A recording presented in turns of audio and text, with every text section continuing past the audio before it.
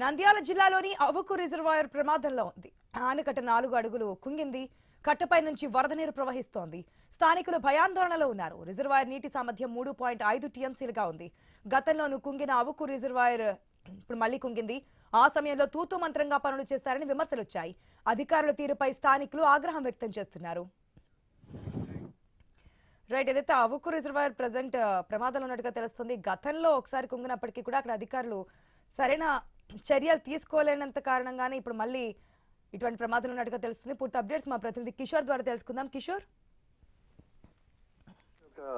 బనగానపల్లి నియోజకవర్గంలోని అవుకు రిజర్వాయర్ కు 4 అడుగుల మేర కుంగిపోవడంతో అక్కడ నీరు లీక్ అవుతున్న పరిస్థితి కనపడుతోంది. పూర్తి స్థాయిలో కూడా నీరు ఉన్న నేపథ్యంలో ఈ యొక్క నీటి ఒత్తిడికి ఈ యొక్క ఎక్కడైతే ఈ యొక్క కట్ట కుంగిపోయిందో అక్కడ నీరు లీక్ అవుతుండటంతో చుట్టుపక్కల గ్రామాల ప్రజలందరూ కూడా ఆందోళన చెందుతున్న పరిస్థితి కనపడుతోంది.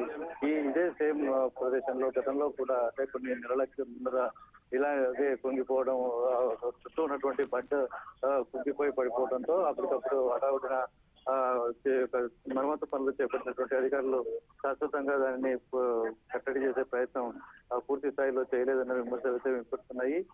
ప్రస్తుతం ఇప్పుడు ఆ యొక్క 4 అడుగుల మేర పూర్తి స్థాయిలో ఈ యొక్క ఏదైతే చుట్టూ ఉన్నటువంటి రిజర్వాయర్ చుట్టూ ఉన్నటువంటి ఆనకట్ట కుంగి పోతలో ఇది నేపథ్యంలో పూర్తి స్థాయిలో కూడా ప్రమాదం పొంది ఉంది.